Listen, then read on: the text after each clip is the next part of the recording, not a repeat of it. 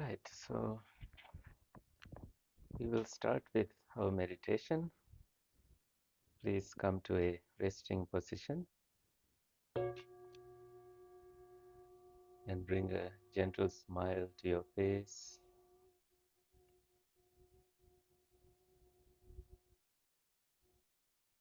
Begin by letting go of any worries from today,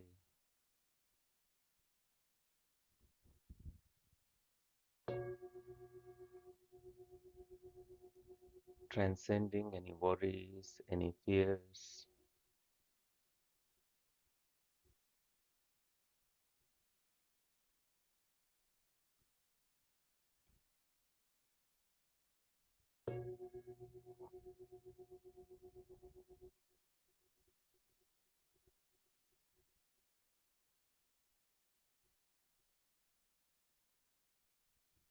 Notice any tension, any tightness anywhere in your body.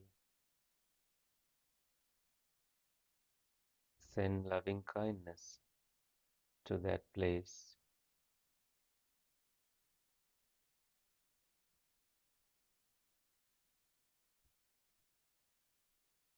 You will also notice that your body is desiring some rest.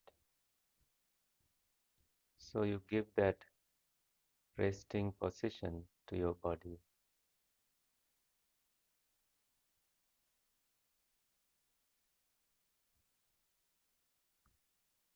And your brain will stop sending signals to seeing, hearing, smelling, tasting, physical sensations, and thinking in a way that they won't disturb your peaceful mind.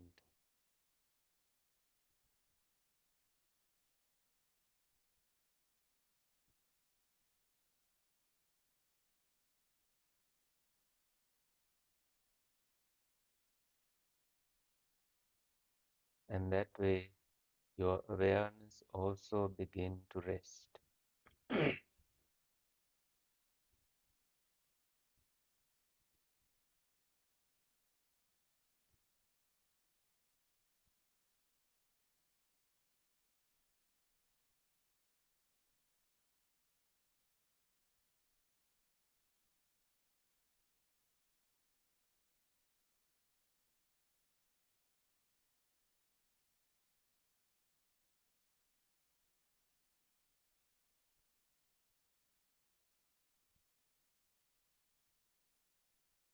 We will stick with the theme of loving kindness that we will discuss today. So let us also cultivate loving kindness in the next couple of minutes. Let us begin by bringing a wholesome feeling to your heart, feeling that you can share, a feeling such as feeling loved because of a child, because of an achievement that is wholesome, and you feel it in your in as a warm feeling, glowing feeling in your heart.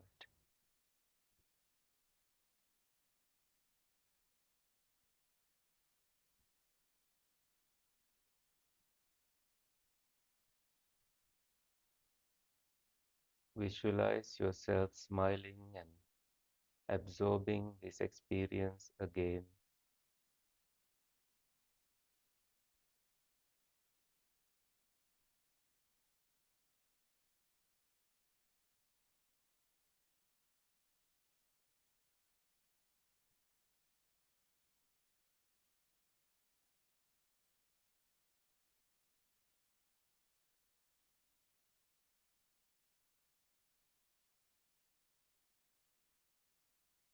And now you want to share this feeling with your best friend,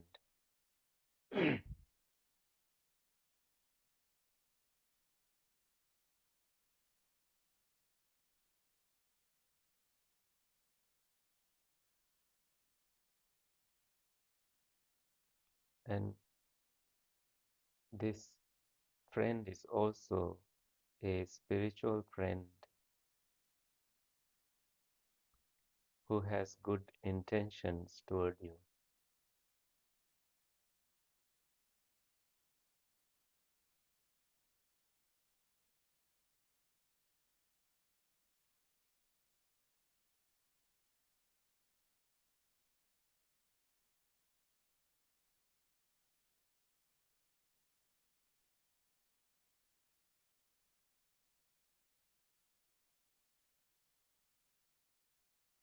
Please share this happy feeling with your spiritual friend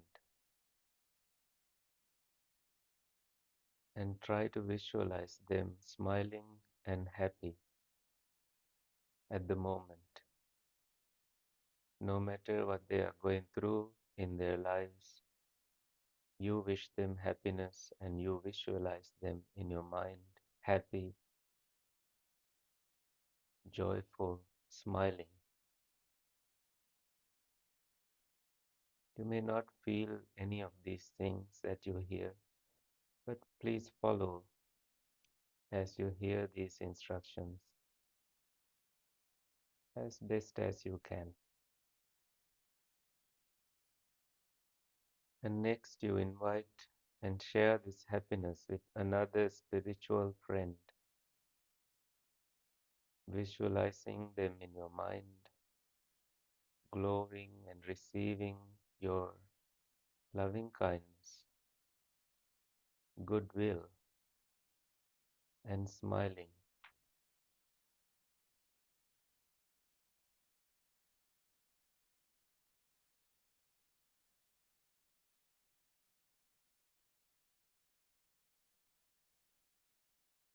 And now, a third spiritual friend. Invite this person to your heart, to your mind, and visualize them happy and smiling.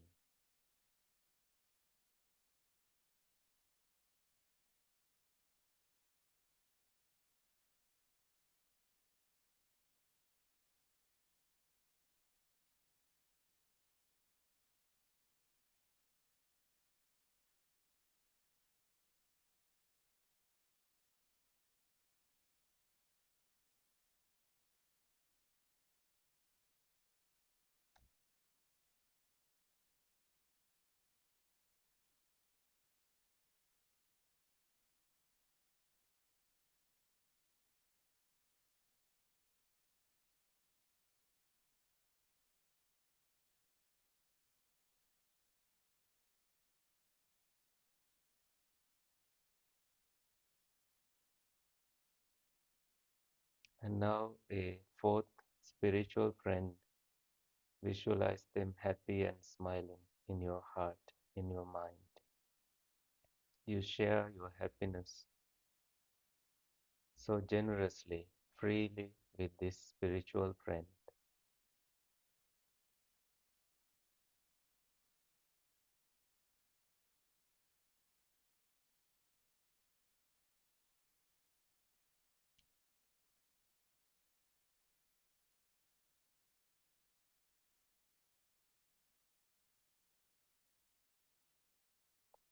Happiness increases by sharing, and you may be experiencing that your smile grows, becomes a big smile as you share.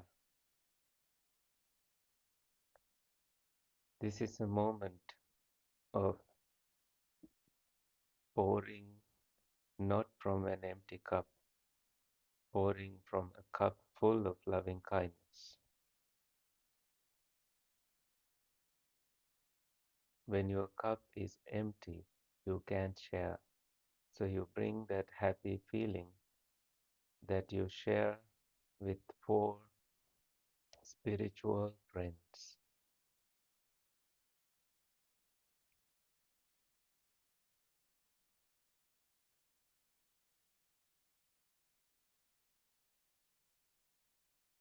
And any time during this meditation, remember to change your posture whenever your body asks you to, so you are included in the practice of loving kindness, and there is no room for any physical pain to arise.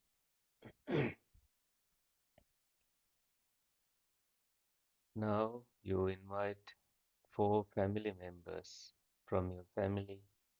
Visualize them one by one, happy and smiling, and that you are sharing your happiness, good moment mentally with them.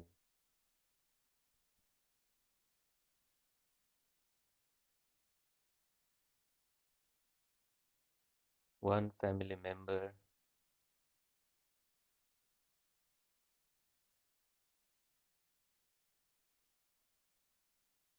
the second family member,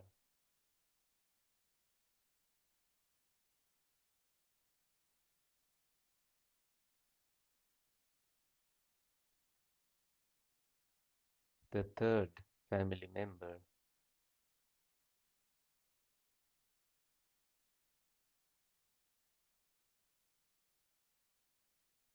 and the fourth family member.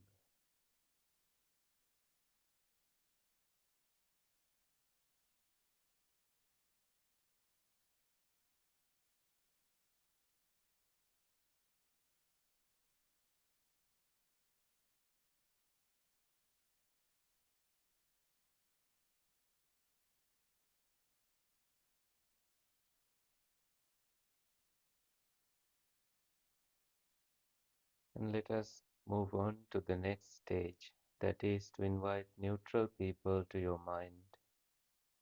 The garbage collector, mailman, the bus conductor, the train conductor, pilot. They don't know so much about you and you don't know so much about them. But visualize an image of them smiling, happy, and you are sending loving and kind energy towards them.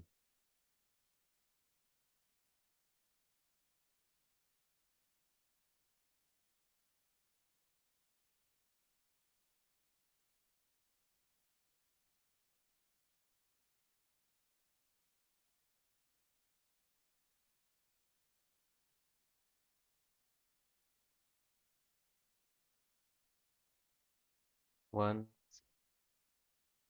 one person, neutral person, second neutral person,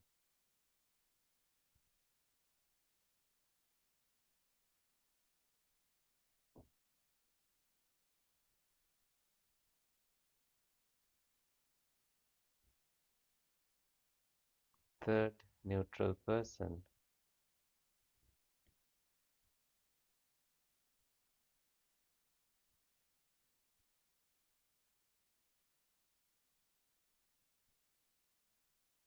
and the fourth neutral person.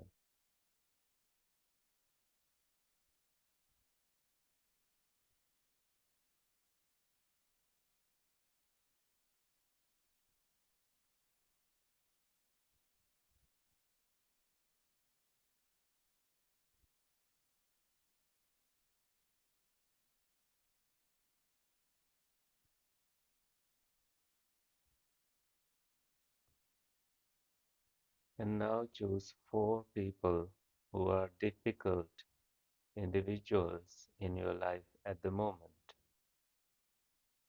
Someone who may appear like a frenemy, friend slash an enemy, or someone who is continuously angry, frustrated, either from the workplace or in your day-to-day life,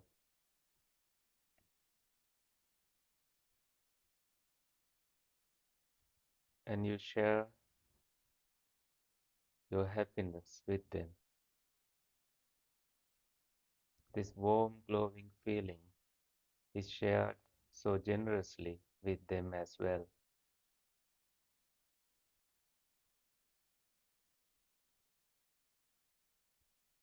Imagine, visualize them smiling and happy. One, two, three, four individuals,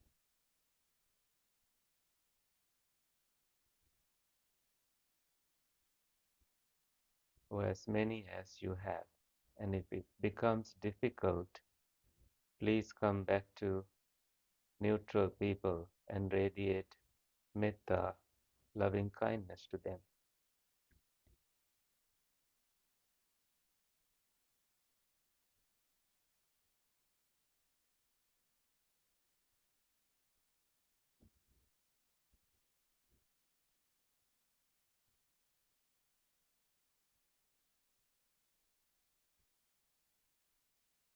If you are a difficult person yourself, you may be needing loving kindness.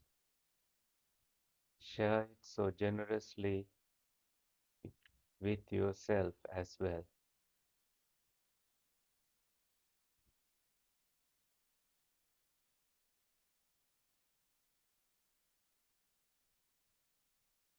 Now the mind has no more boundaries, no difficult individuals.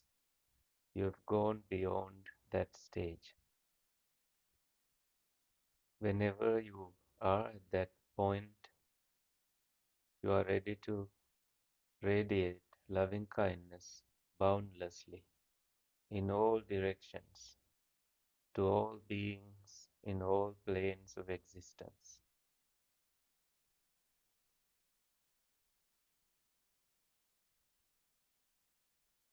Any person out there deserves your loving kindness. Animals, those beings in woeful planes, deities in heavenly planes of existence, beings in front of you, behind you, on your left hand side, on your right hand side, above and below, all beings in all directions.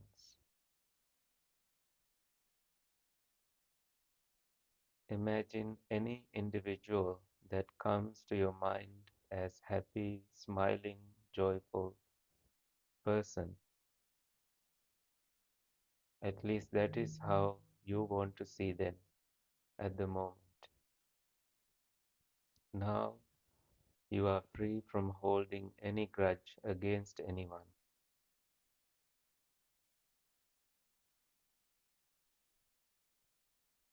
With the mind imbued with loving kindness, you send it wherever it is needed. May the world be healed by the power of this loving kindness. May all beings be well and happy.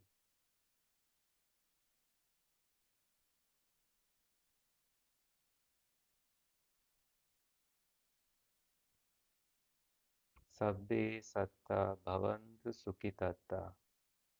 May all beings be well and happy.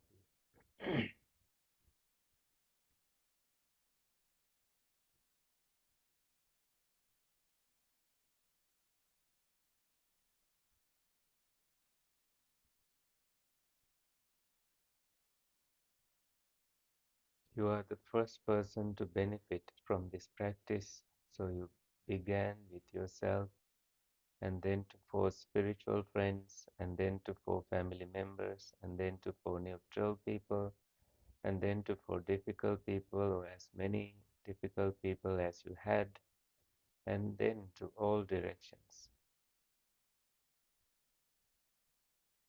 This way, mind gets liberated from anger, hatred,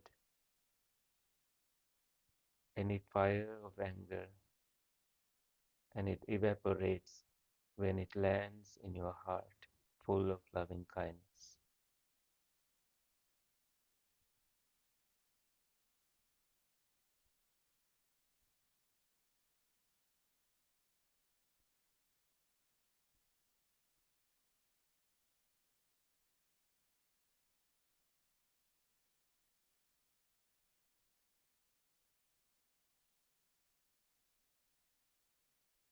Please remain radiating loving kindness in every direction to any individual that comes to your heart.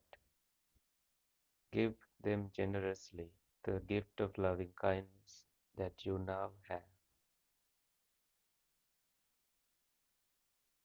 Visualize them smiling and happy, free from troubles, free from diseases,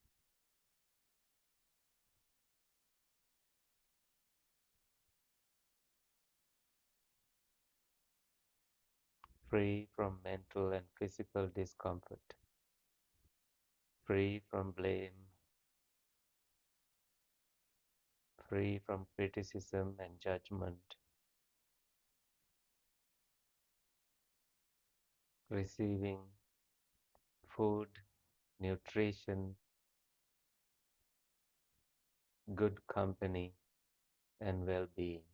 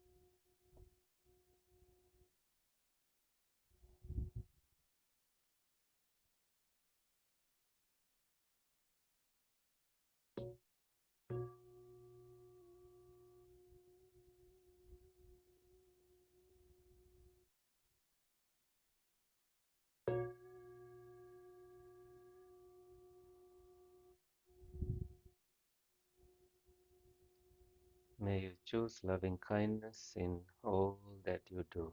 So please come out of your meditation and we will now do the reading for today.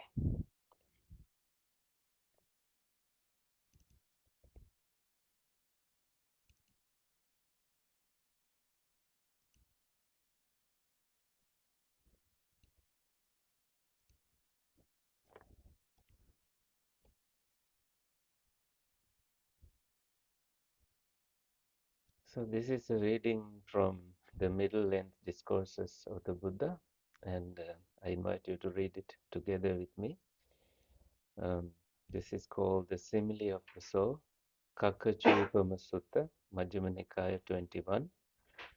I hope the screen shows you the correct size of the fonts, and when you are reading, I think those who are reading on Zoom may have to keep themselves muted, but those who are in the room can read with me, and I like to hear your voice as we read. So let's start reading. On one occasion, the Blessed One was staying near Savatthi in Jeta's Grove, Anathapindika's monastery. Now, on that occasion, Venerable Moliya Phagguna was spending too much time entangled with the nuns. If any monk spoke in dispraise of the nuns in his presence, he would be angered, displeased, and would make an issue of it. And if any monk spoke in dispraise of him in the presence of the nuns, they would be angered, displeased, and would make an issue of it. That is how much how much time, right? He was spending entangled with the nuns. Then a certain monk went to the Blessed One, and on arrival, having bowed down to him, sat to one side and informed him about Phagguna. Then the Blessed One told that monk, "Come, monk, in my name call Moliya Phagguna," saying, "The teacher calls you, friend Moliya Phagguna." Responding, "As you say, Lord," he summoned Phagguna. The Buddha inquired Phagguna, and Phagguna said that this is true of him. Then the Buddha said, "It is not fitting for you, Phagguna, a clansman who has gone forth from the home life into homelessness out of conviction that you spend too much time entangled with the nuns. So, Phagguna, if anyone speaks in dispraise of the nuns, or gives a blow with the hand, or a stone, or a rod, or a knife in your presence, then you should train yourself. My mind will be unaffected, and I will say no evil words. I will remain sympathetic to that person's welfare, with the mind of goodwill and with no inner hate. That is how you should train yourself. Same when you do that to you, Phagguna." Then the Blessed One addressed the monks. "Monks, how the monks used to satisfy my mind. I needed only to arouse mindfulness in them. So, monks, you too should abandon unskillful qualities and commit yourself to skillful qualities, and in that way you too will come to growth, increase, and abundance in the Dhamma Vinaya, like a forest coming to growth. Once, monks, in this same Savatthi, there was a lady of a household named Vedehika. This good report about Lady Vedehika had circulated. Lady Vedehika is gentle, mild-tempered, calm. Now Lady Vedehika had a house helper named Kali who was diligent, deft, and neat in her work. The thought occurred to Kali, the house helper. This good report about my Lady Vedehika has circulated. Now is anger present in my lady without showing, or is it absent? Or is it just because I am diligent, deft, and neat in my work that the anger present in my lady doesn't show? Why don't I test her? So Kali, the house helper, got up after daybreak. Then Lady Vedehika said to her, "Hey Kali, what, madam? Why did you get up after daybreak?" "No reason, madam." No reason, you wicked house helper, and yet you get up after daybreak, angered and displeased. She scowled. Then the thought occurred to Kali, the house helper. Anger is present in my lady, without showing, and not absent. Why don't I test her some more? So Kali, the house helper, got up later in the day. Angered and displeased, Lady Vedeka grumbled. So Kali, the helper, even later in the day. Then Lady Vedeka said to her, Hey Kali, what, madam? Why did you get up even later in the day? No reason, madam. No reason, you wicked house helper, and yet you get up even later in the day. Angered and displeased, she grabbed hold of a rolling pin and gave her a whack over the head, cutting it open.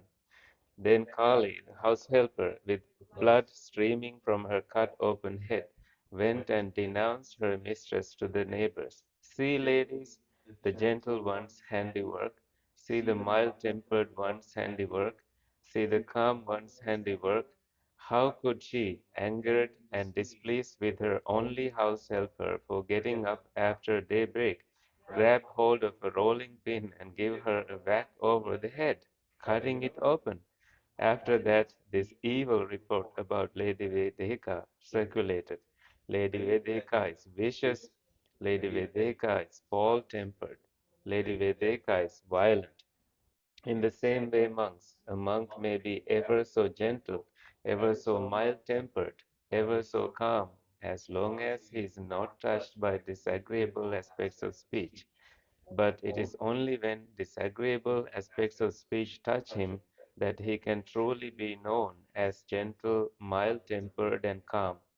Monks, there are these five aspects of speech by which others may address you: timely or untimely, true or false, affectionate or harsh, beneficial or unbeneficial, with a mind of goodwill or with inner hate. In any event, you should train yourselves. Our minds will be unaffected, and we will say no evil words. We will remain sympathetic to that person's welfare, with a mind of goodwill and with no inner hate. We will keep pervading him with an awareness imbued with goodwill, and beginning with him, we will keep pervading the all encompassing world with an awareness imbued with goodwill, abundant, enlarged, immeasurable, free from hostility, free from ill will. That is how you should train yourselves. Be like the earth, that is deep and enormous. It can be changed easily. Be like the sky, nothing drawn on it remains. Be like a river that cannot be burnt easily. Be like a catskin bag, beaten, well beaten, soft, silky, free of rustling and crackling. Monks, even if bandits were to carve you up savagely, limb by limb, with a two-handled saw, he among you who let his heart get angered, even at that, would not be doing my bidding. Even when you should train yourselves, our minds will be unaffected, and we will say no evil words. Monks, if you attend constantly to this admonition on the simile of the soul, do you see any aspects of speech, slight or gross, that you could not endure? No, Lord. Then attend constantly to this admonition on the simile of the soul. That will be for your long-term welfare and happiness. That is what the Blessed One said. Gratified, the monks delighted in the Blessed One's words. So I have combined this with one of verse of the Dhammapada. Let's read the English of it, and then I will read the Pali. That person who is capable of curbing sudden anger is like the expert charioteer who restrains a chariot rushing out of control. That person I describe as a true charioteer. The other type of charioteer is a mere holder of the reins. Yove uppattitam kodhang rathang bhantang vadharaye tamahang sarathing brumi rasmikaho itaro jano. So, what do you take from this reading? Any interesting piece?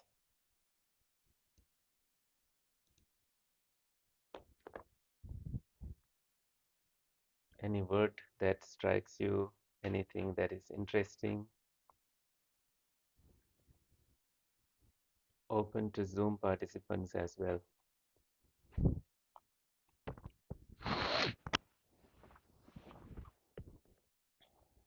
Yeah,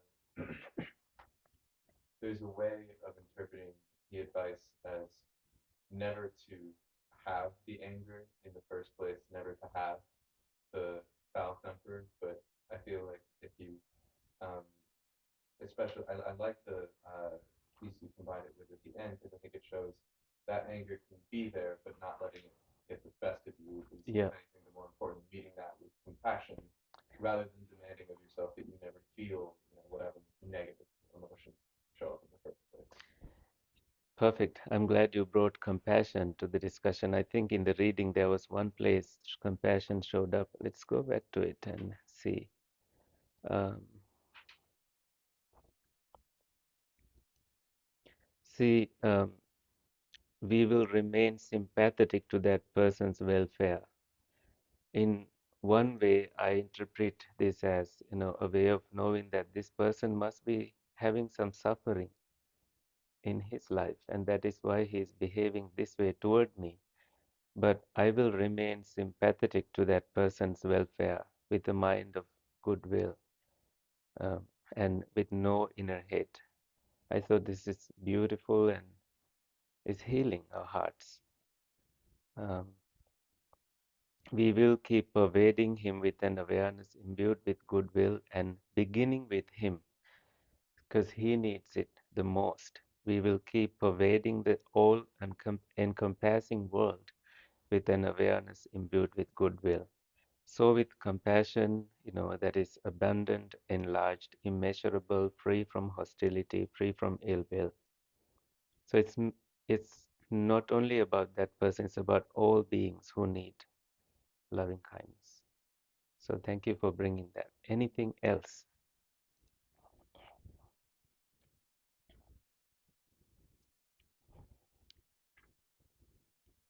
I think Vedika reminds us of some people in life that they are good at hiding their anger.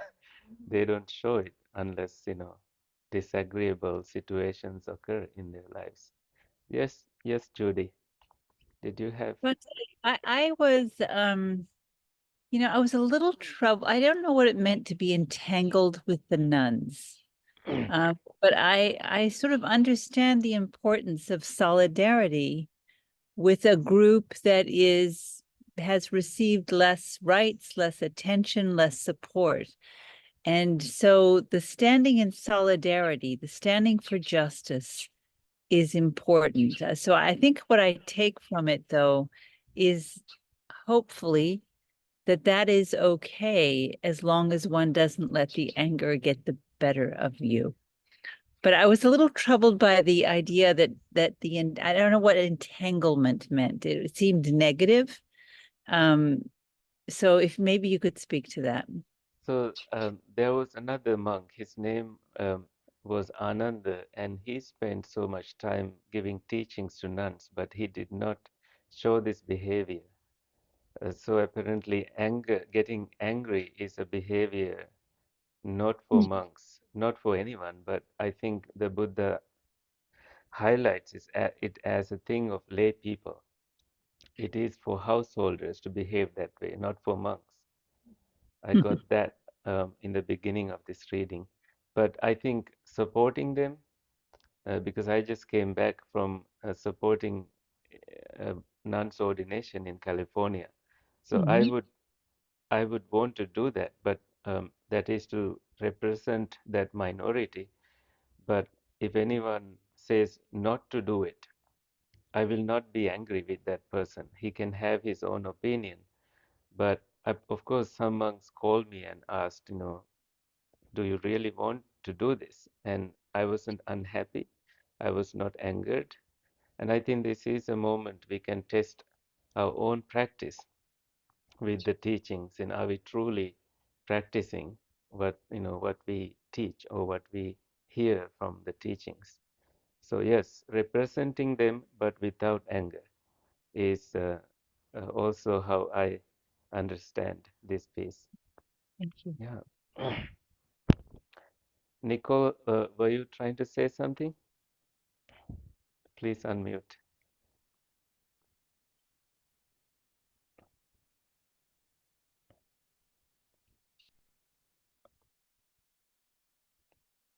You are still muted.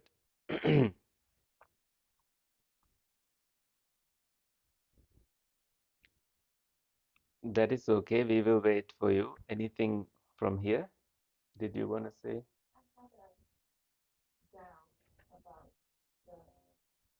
Oh, is my is my microphone unmuted now? Yes, we can hear you. Okay. Let's, Okay, sorry, yeah, I couldn't yeah. figure it out.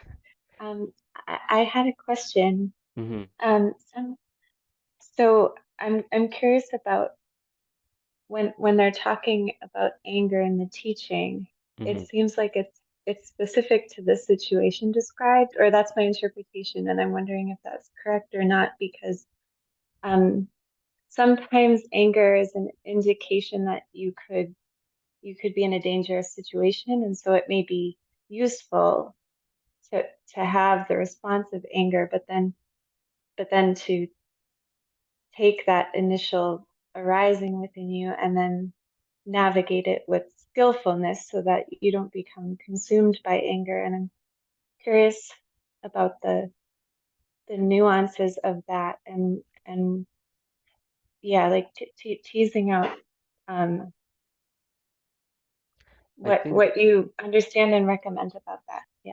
yeah, great question, Nicole. I think when we face danger, we may express anger toward some people, um, but I think a person who has developed their mind according to these teachings and based on what I have read and understood from the stories from the Buddhist tradition, they are still encouraged to cultivate a mind imbued with loving kindness, even in those difficult situations, like the Mm. simile that you were um, looking at, simile of the soul, that this is a situation of danger. And I think this is an extreme example that the Buddha has taken.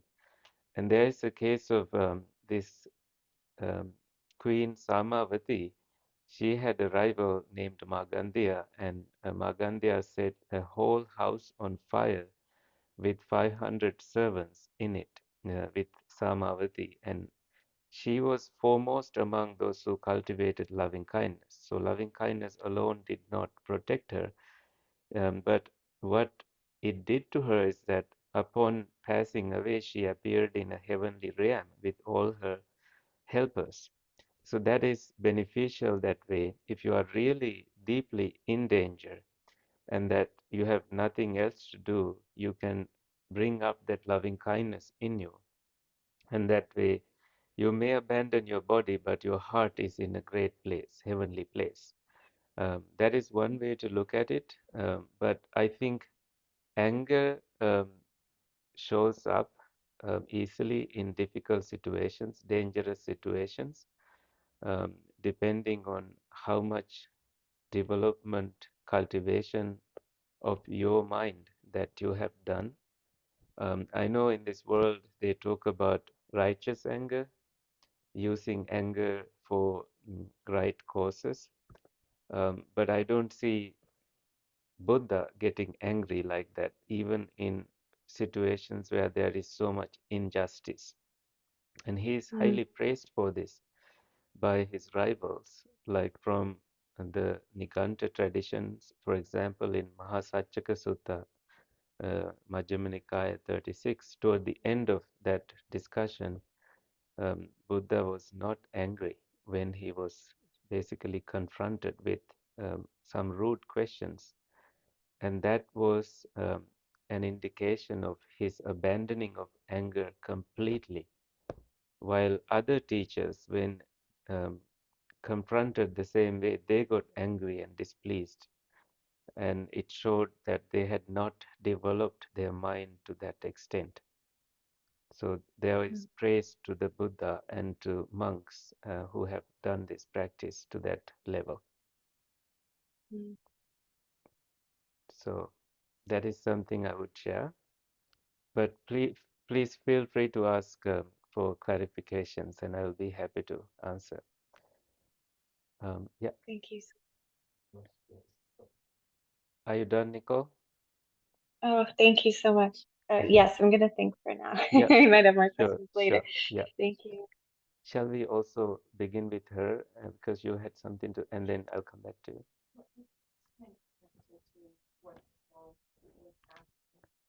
Nicole, you have a friend here. Well, I am confused with, I guess, what is submission then in that situation of somebody of strong and somebody is actively harming you. What is the difference between self-defense? Yeah. I think I hear you. I would definitely defend myself as best as I can. I would defend my life.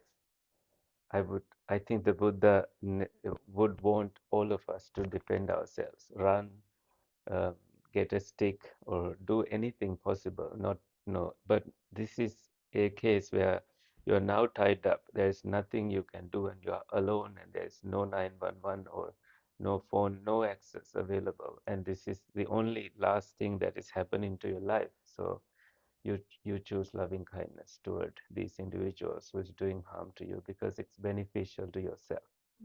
So I think Nicole's, when I say you have a friend, please remind me your name.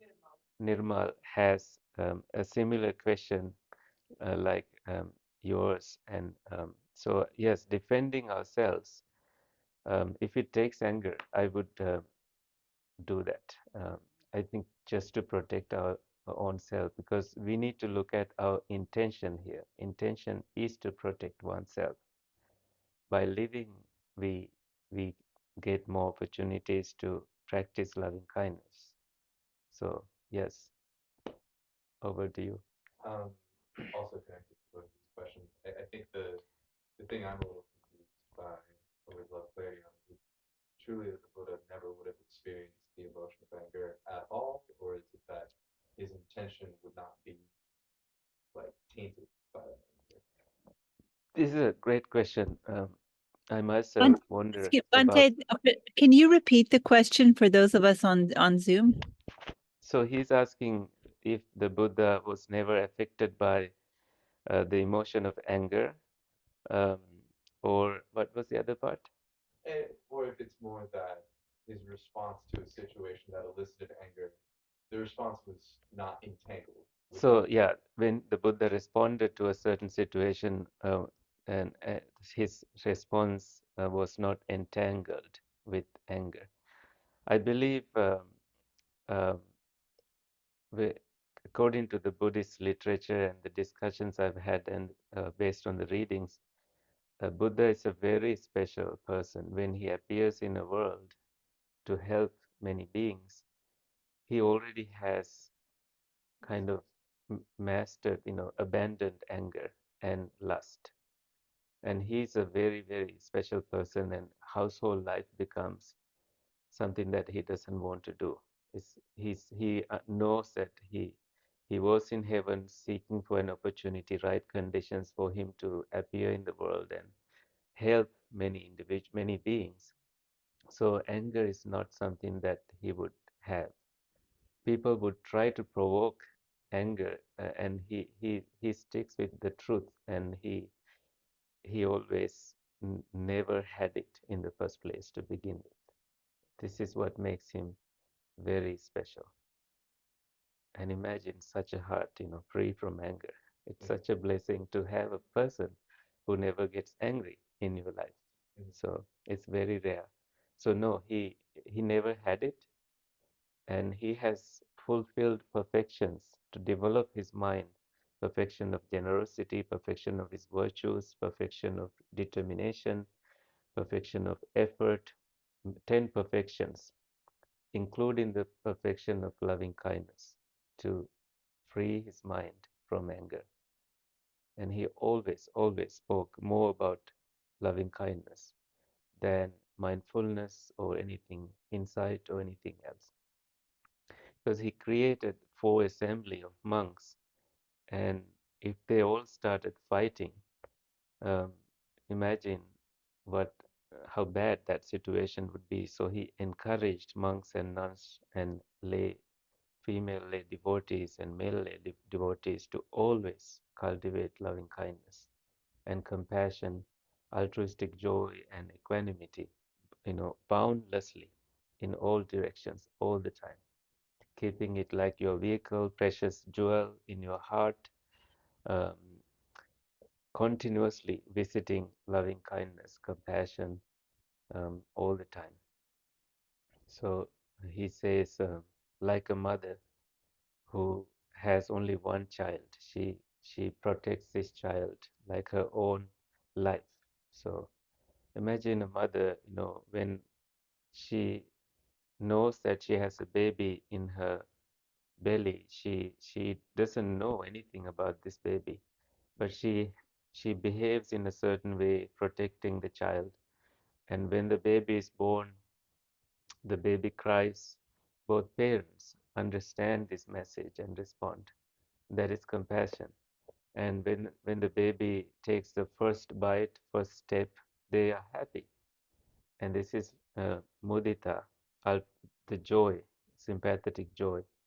And then the baby someday becomes an adult and leaves their home. And there's equanimity. You have to accept this situation. There's nothing you can do to stop them. They have their own lives. They choose their own relationships. That is equanimity. So the Buddha said parents are like embodiment of these 4 sublime states. He said Brahmati Mata Pitara. Both parents are like Brahmas, the highest heavenly beings, for this reason. So this is like in addition to what I wanted to share, but thank you for that great question. Yeah. Anything else? We got 3 minutes. Because I hear the next group opening the door and getting ready to use the meditation room. Yes, Nicole, please unmute. Maybe does DS have a question? I don't want to take the last question No, if No, she no, has one. no, no, I'm fine. Thank you. Go right ahead, Uh, Nicole. thank you. I just have one more question. So, loving kindness as a practice so that you're more prepared when anger does arise, and then in the moment that anger does arise, and it like it, would have the tendency to take over. Are there things you would recommend for in the moment that anger is happening to deal with it more skillfully that work for you? I know that people ask this question, and it is actually accepting anger completely is the best thing you can do. Otherwise, resisting it will, I think, transform that energy, and it gets settled in somewhere in your lungs or in your, somewhere in your body. So accepting it completely and remembering something that helps you, that this anger only does harm to myself. It is like drinking poison and wanting somebody else to die. It doesn't happen that way. It's just harmful to yourself. And that these quotes of wisdom have guided me and helped me in the moment of anger in the past. But I think it's a process that takes a lifetime, and I would give that time to myself. And over the time of practicing loving kindness and seeing the world with new perspective, you realize that your anger is less and less affecting you. So in the moment, you can just breathe in, breathe out, count to 10 and then backward, or count to 100 and backward. Um, and I think never making decisions when you are angry, never expressing words when you are angry has been very helpful. Never finding faults in others has been helpful to me. So never criticizing others has been helpful to me. So a combination of things will make you a happy person in the moment of anger. There is so much ego in us that we want things to be our way, not their way. We want to correct other people. And I have observed this tendency in me from my family by living my life with other monks and nuns. So I always I have never gained any happiness by trying to correct others. When I let go of these habits, I realize that I'm normally a happier person, that I was the one blocking my happiness by these choices and behaviors. So I hope that helps. Yeah. So it's 7 and let's share merits. And thank you so much for your insights and time with meditation and reading together. Please join your palms together and join me with this wish. May the suffering ones be suffering free and the fear-struck fearless be. May the grieving shed all grief, and may all beings find relief.